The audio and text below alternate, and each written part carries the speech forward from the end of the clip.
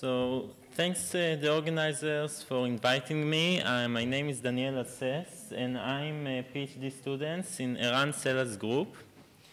And I'll be presenting a very similar topic to the previous talk, but in this case I add the symmetry to the Floquet non-equilibrium system. And in this talk we will detect this Floquet topological order using this symmetry resolution. So I'll start with the theory and explain each part individually. So the theory works like that. We have three topics here, the topology, the symmetry, and the Floquet, and they all will contribute to the entanglement. And the entanglement will help us detecting this new type of Floquet order. So the first topic that I'll talk, though it was introduced in the previous talk, is the topology part. So usually the easiest example for topology is the integer quantum Hall effect, where we have some integer in the most abstract level without getting into the details. We have an integer, which is called the Chern number, and it counts some type of rho xi in this case, which is some type of quantity that we measure in this effect. So this is a number, an integer number, that comes only from the topology. So it is related to some curvature of some quantity. And this is the thing that is important to us, which is a topological invariant in the system. So this is how we usually find topology in physical systems and in physics. Sometimes there are effects that depends only on some topological quantities. And the second thing is that these topological quantities, they erase edge modes in this scenario, usually, not always. Usually we can find how they affect edge modes. So in the case of the integer quantum Hall effect, this is the Chern number, and this is related to, for example, currents that flow only on the interface and not in the bulk, so you don't find, it is like known as topological insulator. And so this is what we need to know in this case in topology, and this is all that I'll talk about topology. And I'll go to the Floquet part, which is non-equilibrium settings. So in the integer quantum Hall effect, this is an equilibrium system. So you don't have there something that depends on time or things like that. But in our case, we will introduce Floquet like the previous talk. So we have the usual model. So it was discussed in the previous talk. So you have an Hamiltonian that has some period t, and it has a symmetry that if you take the time t to t plus t, you have a symmetry. This characterized by some Floquet operator, which is the evolution over one period. And what we can study is actually studying f instead of this h. So now I'll bring the simplest model that we study in this case, which is the kicked Eisen model. So in this model, you have two alternating Hamiltonians. So here we have xi's, which are the Pauli matrices. X and Z's are the Z Pauli matrices. And H1 is the usual paramagnetic Hamiltonian, which can be realized on a quantum computer using, for example, this rotations. So this sum actually decomposes when you take the exponential, and you can just write it as e to the minus I alpha divided by 2x1 and so on. And this is how it shows on the quantum computer. And H2 is a simple Ising interaction. So basically you have an interaction between two spins, and you can write each term like that. So this is some complicated gate in many real quantum computers, because they don't always have this interaction, but we write it abbreviated like that. And so if we repeat this again and again and again, we have some Hamiltonian that has this property. So you can think of the time being here in alpha and beta. So we didn't write it explicitly, but this is basically what the evolution looks like. So you apply H1 for some time, you apply H2 for some time, and this time we'll show in these parameters alpha and beta. So now we got an Hamiltonian, we got an F operator. So first we have a symmetry here. So this Hamiltonians has a symmetry that if you multiply all the x's and you try to see if they commute with h1 and h2, you see that they commute. With h1 this is trivial because x commutes with itself, and with the z's, because it anti-commutes with each z, it commutes overall. So we get a z2 symmetry, and this is important here. This is also the difference from the previous talk, that we have here a symmetry. And now we get an F operator. So the F operator will be basically the evolution over one period. So first we do the evolution over h1, then over h2. And we can also write a phase diagram for this, because we have two parameters that we left to choose, alpha and beta.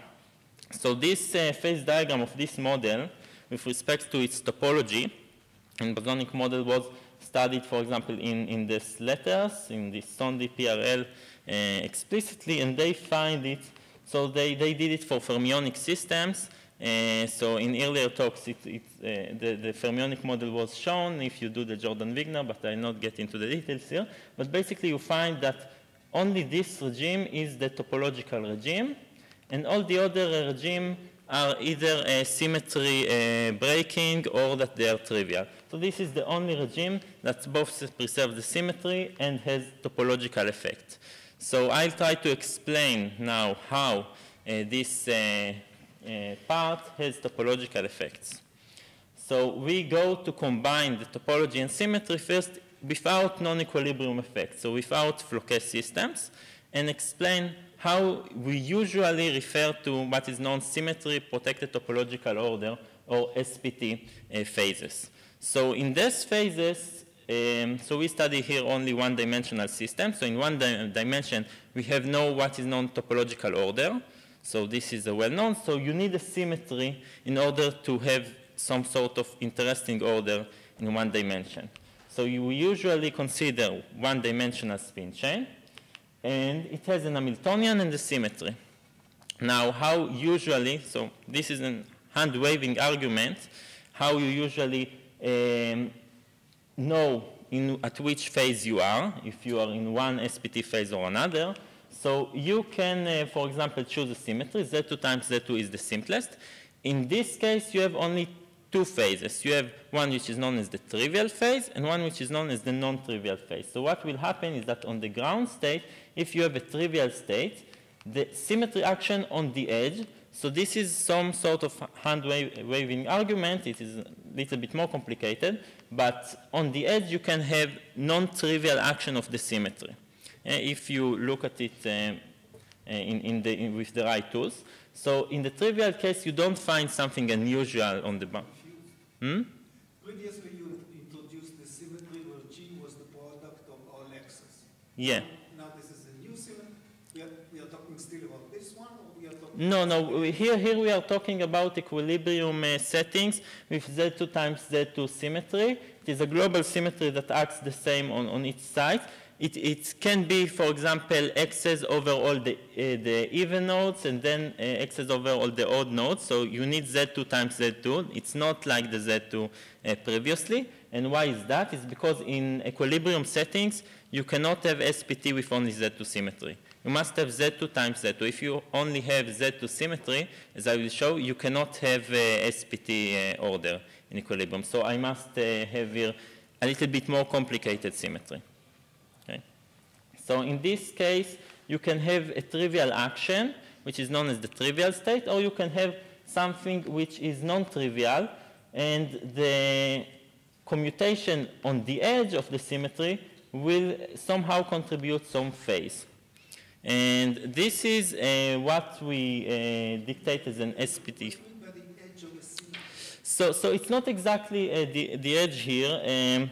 So if you write it with an MPS form, so with matrix product states, you can write explicitly mathematical formulation that will dictate how a symmetry acts only on the edge, how it contributes to the bond dimension, like it will apply some unitary evolution on the bond dimension, and this unitary evolution will have the des properties. And this is like hand-waving argument, because here, yes, the boundary is somehow in some sort of virtual space of the MPS. So it's not it's on the boundary, but it's not the real boundary, some virtual boundary that's dictated by the MPS. So if you are familiar with MPSs, I'm sure that you know. So this is the phase where you find this phase. And this is non-trivial, because usually you expect that this abelian symmetry will be abelian also on the edge, yes, but sometimes it is not the case. And this is the interesting thing that happens. And this is unusual for this type of systems. The task they commute. You're confusing us. Either it's abelian or it's not abelian. So the symmetry is abelian. It acts the same on every side, and it is abelian, it has this. But when I say the edge here, there is an action that happens. Yes, so if you have an MPS form, you have blocks, and then it acts on the edge. This is not helping, but just no, maybe I can add one sentence here. So the symmetry has two edges. If you take the two edges, then it's abelian. The point here is that actually you can separate those two effectively. Okay, and then you need the MPS, blah, blah, blah, but effectively you can separate the two parts, the left and the right, and then you can ask questions, is the right-hand side abelian by its own or not? You can ask about the representation of the symmetry on the low energy space and not the entire Kfar space. So the low energy space is described only by the edge states. So yeah, it is. This is a topic that yes, it is written in the papers, and it is hard to explain in like 5 minutes. But if you want, I can refer you to the reference later. They are here also. This especially, and this. Okay, so what you need to remember is that something unusual happens on the edge, and sometimes it has a phase, and sometimes it doesn't have a phase. Yes, this is here the important thing, and it is not exactly this edge, it is some virtual edge in some representation. Okay? And what happens here is that you get edge modes because it happens only on this unusual edge, and also you have only finite numbers of these phases.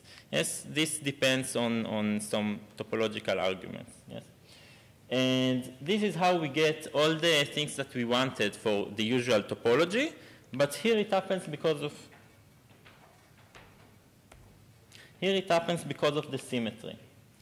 So now I'm going to explain why Z2 doesn't work, basically. So this is like, again, hand waving. It's because you always have here the identity. So the identity, no matter what representation you look at the identity, it stays the identity. So basically you are always stuck in the trivial. So this is why in equilibrium, it doesn't help you to have a Z2 symmetry and to see something unusual, because the identity will always commute in every representation, yes? And this is why you don't get an SPT. So if we want an SPT for Z2 symmetry, we need to add this Floquet operator. So we need to add this non-equilibrium dynamics. And this is what I'll try to explain with now combining all these ingredients. So for this case, you don't have an Hamiltonian. Yes, we forget about it. So it was previously, but now we are focused only on the Floquet operator, and we try to understand its phase diagram based on these arguments. So what happens here is that you have a Z2 symmetry, but now there are some theorems that say that you can decompose the F operator into something that acts on the right, on the left, and something on the bulk. Now this is the real representation. This is now explicit. So you can decompose it like that. Now you can ask how these parts commute with the symmetry. Now this is without MPS and without all the other stuff. And now you can see that if it commutes with the symmetry, then you call it trivial. And if it doesn't, you call it an FSPT. So now it is more clear than the previous case. So this is some sort of generalization. Now what will happen here is the same effect will happen here, but F will act as some sort of pump. It will pump charges for one part to other part, because if, for example, it anti-commutes with the symmetry, it will somehow change the symmetry in the right edge.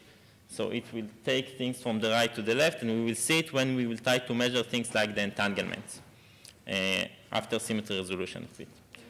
So this is how it happens with Floquet, in the Floquet settings, in the non-equilibrium settings. This is, I think, easier to understand now. Okay. And what happens now to the entanglement in this case? So we can just probe this F operator by just looking at the right subsystem or the left subsystem.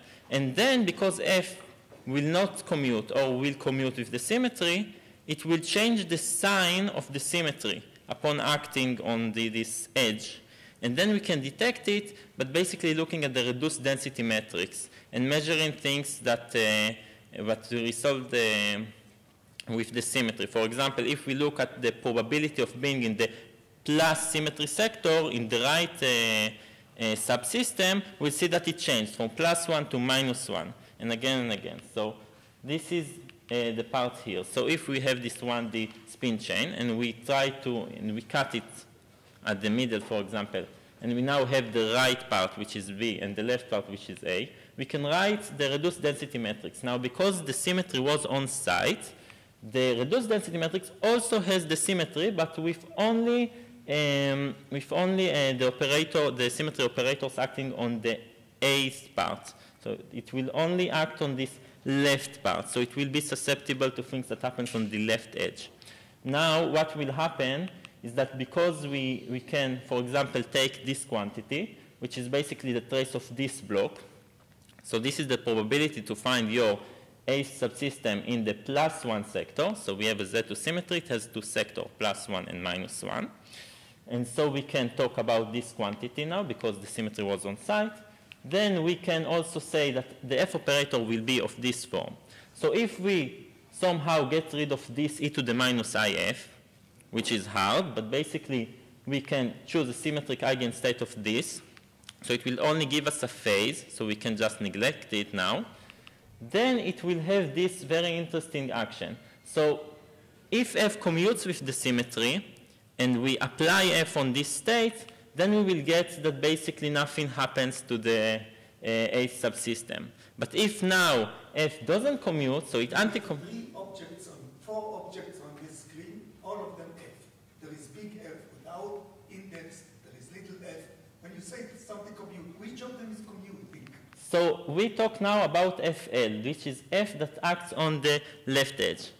So this FL, if it commutes, it will not change the symmetry sectors here because it just commutes with the symmetry. So it will send the sectors to be the same. But if it anti-commutes with the symmetry, then it will send the sectors to be the other one. So it will just change the sign. So you will see things like that. You will see some zigzag actions. Yes? And this is the difference between the trivial FSPT and the non-trivial one. So in the trivial case, where this FL commutes, then nothing changes on the left edge, then you don't pump symmetry charge, then you don't get any difference. But when it has this anti-commutation, then you get some cycles. So the plus sector goes to the minus sector, and the minus sector goes to the plus sector because of this sign. Yes, it's like you apply a projector, for example, for the Z2 symmetry, I plus x divided by 2. So now if F anti-commutes with this x, it will be I minus x and not plus. So instead of projecting to the +1, you project to the -1 after application of F. So basically you get this zigzag arguments, and you can find in the paper the mathematics there. You just need to write a lot of trace formulas and get this. So this is the main difference, and now we will probe these results on a real quantum computer. So in this case, we are doing an experiment. So again, I said that it will be very hard because we need to always be in a symmetric state of e to the -if. So in this case, we are doing a diabatic sweeping. So we start from a state that we know, which is an eigenstate of e to the -if. This quantity that we didn't want, it was part of this big F on the whole system. It was something that acts on the bulk, and we didn't want it. So we start from this point where we know that it doesn't bother us. We know to create a state which is symmetric here. So this is easy. Now we start to adiabatically move along this path by changing f every cycle. So every cycle we will apply a little bit different f, and then we should be in the same symmetric eigenstate of this e to the minus f in the bus, like the adiabatic theorem. So this is not exactly the adiabatic theorem, it's some idea that stems from it. And in this way, we are able to probe these changes. When you apply f that changes a little bit each time, you still see this zigzag. So I'll go to the results now. So of course, we need to discretize to choose the number of steps and to choose the size of system. So for this case, we have here a simulation. So you can simulate it for very large systems because of the free fermion nature of this problem. And then you see that this S1 even alternates very, very quickly till the phase transition. So as I said to you, there is a phase transition here that you go from the topological phase to the trivial phase. So as we see, what happens here is that basically this alternation from +1, so it goes from 1, 0, 1, 0 because it goes to the other sector, then it stops around the middle. So this is not exact because of finite size effect, but in the large time thermodynamic limit, it should be 125 steps. And then we see that there is some sort of, it's not exactly noise, but I'm not going into the details here. So this is because of this part. So you see the sectors just go from here to here each time we applied f. And so we saw this zigzag pattern. So we are able to detect this phase transition here.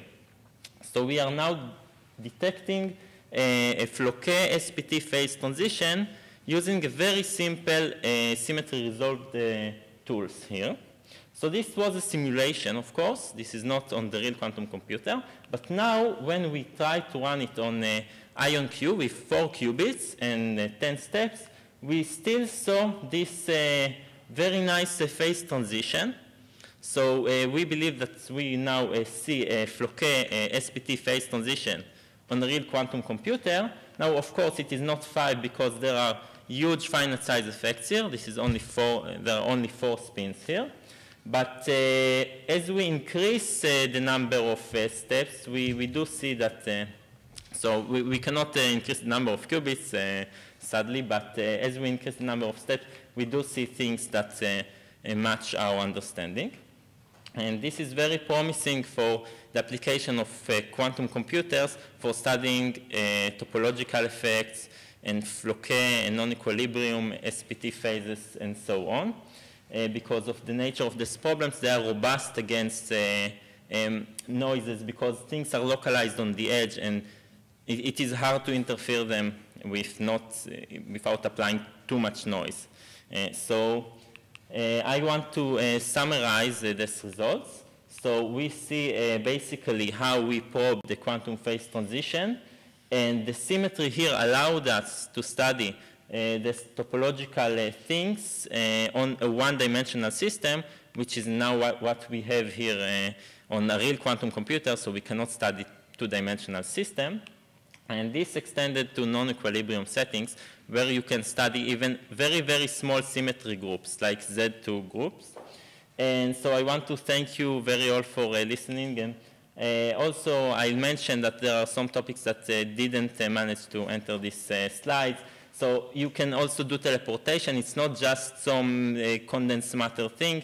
You can use this F to teleport qubits from information from one qubit to another qubit using the algebra of these edge modes. So you basically can use the edge modes to drive a computation, which is very similar to things that were studied previously, like measurement-based quantum computation.